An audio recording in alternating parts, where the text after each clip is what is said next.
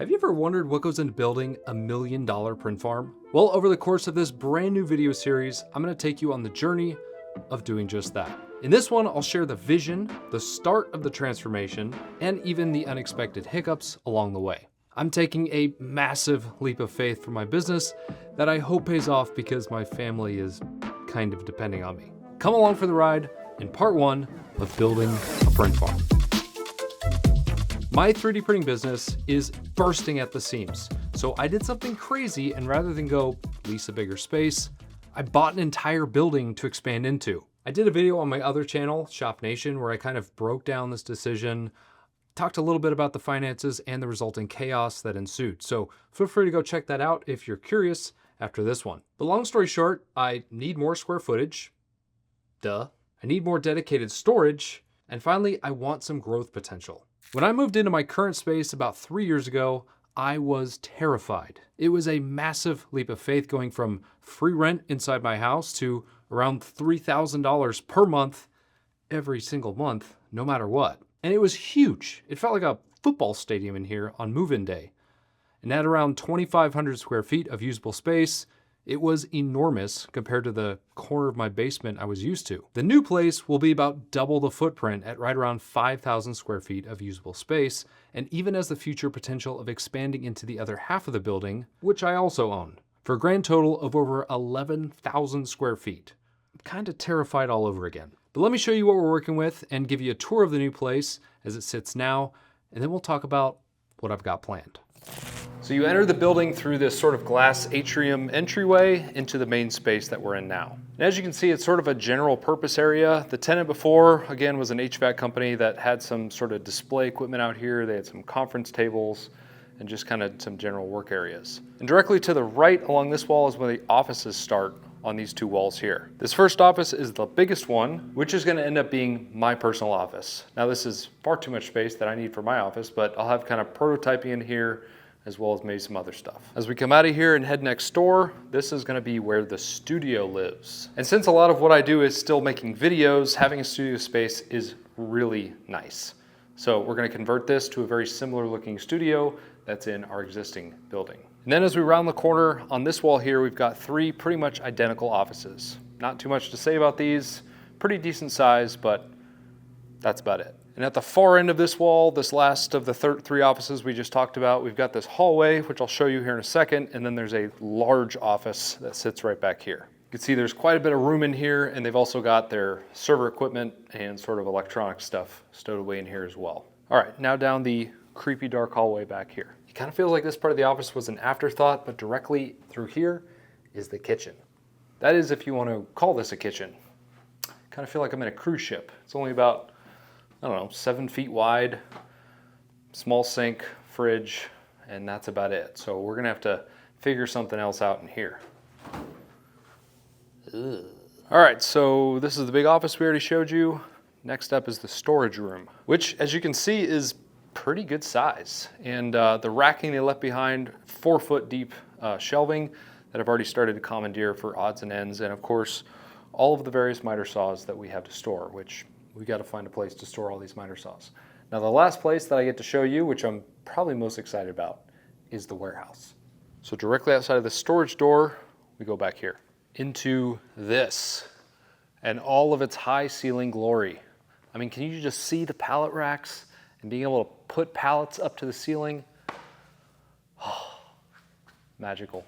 So this place is obviously huge, and it's probably about the same amount of square footage that we're working with right now. But we've got this big roll-up door so we can take in deliveries, and yeah, it's just great. You can see that I've already started using the space to store some of our overflow from our current place, which sort of highlights why we bought the place at all. Oh, one final thing. This door here goes to the common area with the bathrooms that we share with the other tenant. We don't need to see those though. Somebody might be in there. There you have it, 5,000-ish square feet of 3D printing potential. But just how much potential exactly? In order to put a plan together to transform it to fit my specific 3D printing vision, I took some measurements of the space as it sits now. I then took those measurements and created a 3D model. Seeing the building from this perspective really helps to visualize future layouts. Once I had the basic structure done, I started digitally tearing down walls and putting up new ones until I landed on a version that made sense, at least to how I run the business now. One thing I know I want to do is get rid of that ugly drop ceiling in the main area and raise the ceiling height way up and even paint it black. I really want this place to be a cool, modern vibe when it's all done. A place that's enjoyable for myself and my team to work in and not just some sterile office building. More on that later. Now, for getting the layout right, digital only gets you so far. So I naturally 3D printed a scaled down version to further refine my plans and get a better feel for the new configuration. So if we go back to the main objectives of this new space, number 1 is more square footage. Check. Number 2 is more storage. So as we kind of move things around, I've got to keep that in mind. And finally, number 3 is growth. And one of the biggest components of that is a print farm room that's sized to allow for more growth over what we have now. And I need to somehow accomplish all of that without completely obliterating everything to keep costs down. So right off the bat, these existing offices over here, I want to try to repurpose as much as I can, but I don't quite need this many. So I'm actually going to remove one of them and leave 2 small offices, my office up front, and then a studio space so that we can keep making videos like this. But the next major change, obviously, is we're going to extend the ceiling up in this main area. So to do that, I've got to extend the walls up on all my offices over here. Now the next piece is relocating where this current storage room is, which sits about here. We're actually going to take that out and shift everything back. So we're going to be putting in a new firewall back here, and our new print farm room is going to sit right about here. So the existing storage room is about here. We're basically just flopping it and extending it a bit for this print farm room. Now this is sized to hold 96 printers, which is about 50% more than we currently have in our print farm room here. So definitely room for growth. Okay, so now we've got this large open concept space to do fulfillment and kind of move things around, and it doesn't tie me into one configuration over another. We've got the major things taken care of like storage, print farm room, and offices. This little alley kitchen that was back here is now going to be kind of all open, and there'll be a kitchen along this back wall, which again is just going to make the space feel much more open. So now I'm going to take a minute and kind of place furniture and little things in here so we can really visualize what this place looks like.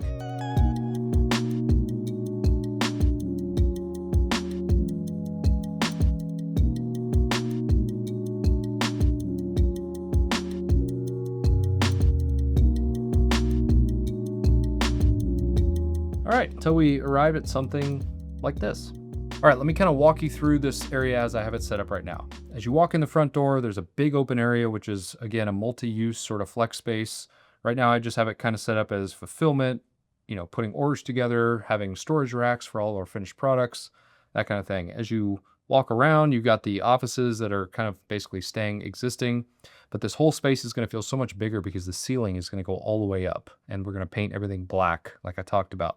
As you make your way around here, you come to this sort of communal area. We'll have the kitchen set up on this back wall here so you can make some food, take a break. We'll have a table there. We can all sit around, have our lunch. We'll have what I'm calling, for at least right now, a hangout spot. You can take a break. We'll have a TV. I think the giant T-Rex skull is going to sit somewhere up here, hopefully lit up, something cool. If you don't know what I'm talking about, you missed a fun video where I 3D printed a life-size T-Rex skull. Definitely worth checking out after this. From this area, you can actually look directly into the print farm room. There's going to be a big plate glass window that kind of looks into all the printers there, so you can keep an eye on things and just kind of generally see what's going on in the farm. This back hallway here is going to be some conditioned storage. So we're going to have big, tall shelving that's really deep to keep all of our raw materials that we pull to this area. So again, those tall ceilings are going to be really nice compared to what we have now, which are 8-foot ceilings. This door back here enters our warehouse area, which it shrunk from the original configuration, but it's still just over 1,000 square feet. We've still got plenty of room for pallet racks. Obviously, the pallet racks in this area won't be accessible by anything like a forklift. Also, this forklift is not to scale. It's way too big for what it is. The pallet racks I'm excited about because we can actually store pallets. Right now, we have nowhere to put pallets. We have to basically break down everything as soon as it gets in here, and it just causes a lot of chaos. So to be able to keep larger inventories of things in this back area before we need to break them down is really going to help us. This is the big roll-up door that gets outside. We can take deliveries right into this area, which is going to be nice. And this doesn't have to be obviously conditioned like the rest of the space. So we'll set up some heat here so that, in the winter we can stay warm, but it doesn't need to be air conditioned. And then finally, this back doorway here is the existing door sort of into the common area with the bathrooms. The print farm room is going to have a low drop ceiling and will be conditioned as its own zone. So I'll be able to really control humidity, which is the biggest factor in a print farm. And we're also going to wire it for 16 20 amp circuits for the eventual load of 96 printers in this space. So yeah, this is V1. And of course it looks open and airy now, but I know after we move in, it's going to start feeling cramped. So like I mentioned at the beginning of the video, there's a whole other half of the building over here that's currently occupied by another tenant, and their lease has about 2 years left on it. So in theory, if we outgrow this space in that 2-year time, we could expand, basically double our footprint into the building that we now already own. So that opens up a lot of possibilities. We can sort of blow out this door, relocate this hangout spot, have an entryway into this other area, and utilize all of that space. This new setup should allow us to produce more, store more, and support more staff if needed. Just generally grow. The next step is to figure out how to transform this space into my vision, like opening up the ceilings, adding the cool finishes, just making a cool space to work in.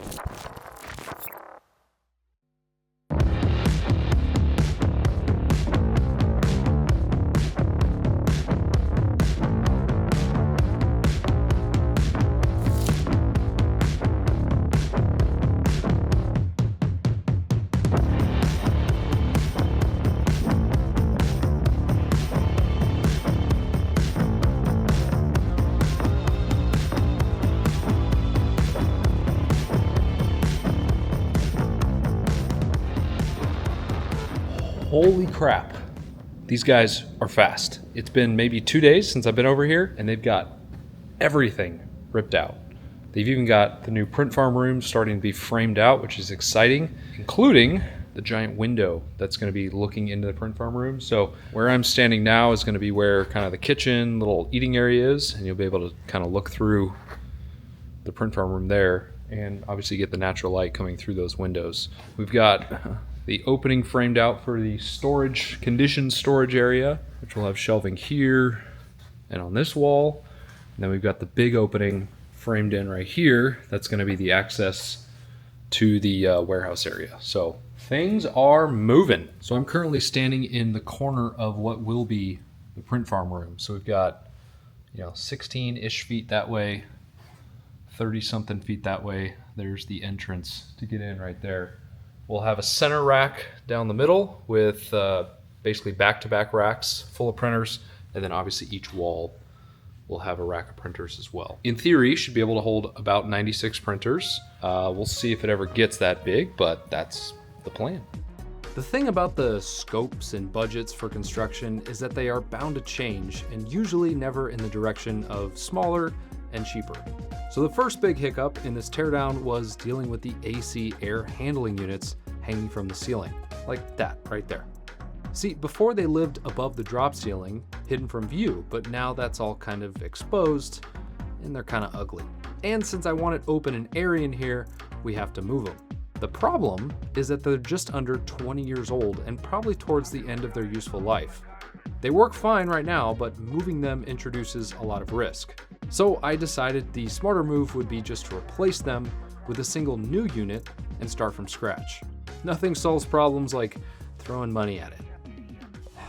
So you can see we've removed the unit that was sitting up there. We've now got the spiral ducting that's kind of cleaning up the space. There's not that big thing hanging down on the ceiling. The unit over here still needs to be removed, but you can see all of the ducting, that nasty ducting that's now kind of buried up there is all gone from this main space, which opens it up really nicely. And if we walk into the new print farm room, up above me you can see the new unit that's sitting here that's gonna sort of punch through that wall there into the main area and service the whole building. So now all of the HVAC units, the air handlers I should say, are gonna sit above the recessed ceiling that's gonna be in the print farm room. So nasty equipment hidden out of sight that services kind of the whole building.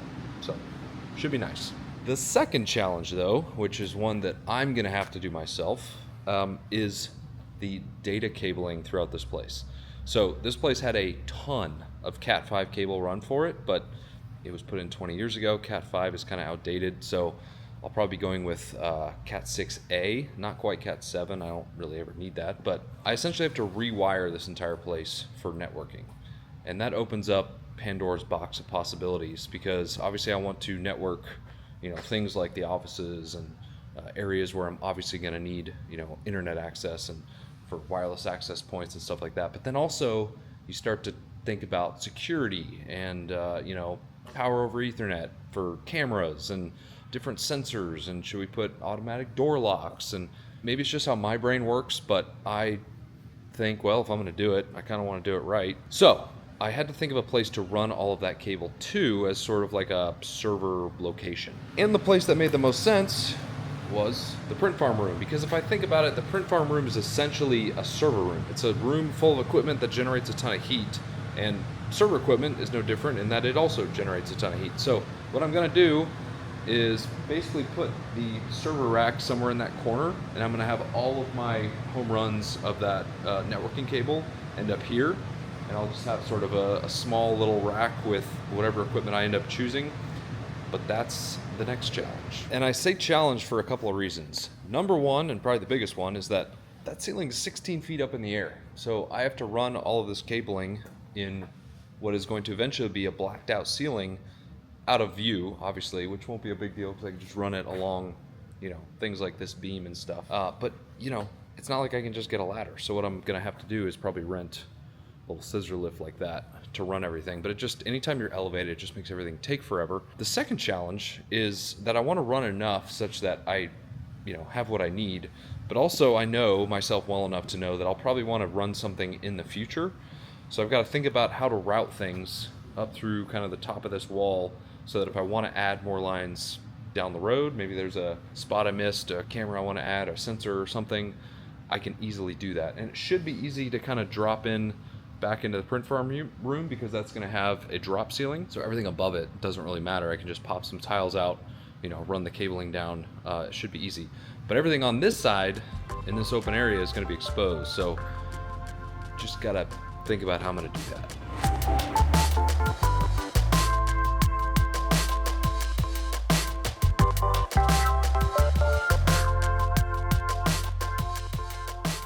All right, I snuck in here at night while the construction crew's away.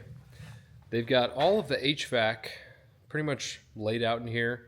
The sprinklers still need to be kind of repositioned. That's going to come a little bit later. But before they finish the drywall on this upper part of the walls up here, I thought now's a good time as any to get our network runs done. I'm in the print farm room right now. You can see we've got some drywall up, which is nice. This corner here, up against the wall, you can see I've got 2 outlets placed on this wall. The server rack is going to kind of go on this wall in this corner. And all of my runs from the fiber lines are going to come down at the top of that wall there and sort of end up right there. So just got to run a bunch of wire. I've never really set up a network nor driven a scissor lift, so this was kind of a fun experience. I ended up getting 5 1,000-foot spool boxes of Cat6 cable and ran them in bundles of 5 to cut down on the time it took to run all this stuff. And I started by making my farthest runs and then working back towards that central point where the server rack will eventually go. In total, I ran about 25 lines for drops in the offices, drops for cameras, future door access, and wireless access points. The print farm room itself will be all Wi-Fi. However, if I do want to link all of those printers in there on a LAN at some point, it will be pretty easy to do since I can run everything through the drop ceiling above and then drop right into the switch in the server rack. At least that sounds easy, coming from a guy that's never done that before. So something I knew I would do is overrun lines, which I don't think is necessarily a bad thing. I mean, if I'm up here doing it, why not just run a bunch? I made sketches for security, for drops, for the offices, for Ethernet ports, for wireless access points, all that stuff. But now, as I'm making all these runs, I'm like, maybe I want an extra over here, or maybe I want to add one over here. Like I said, maybe having redundancy is good because if one line gets nicked or something, then I can replace it. But I'm hoping my 5,000 feet lasts.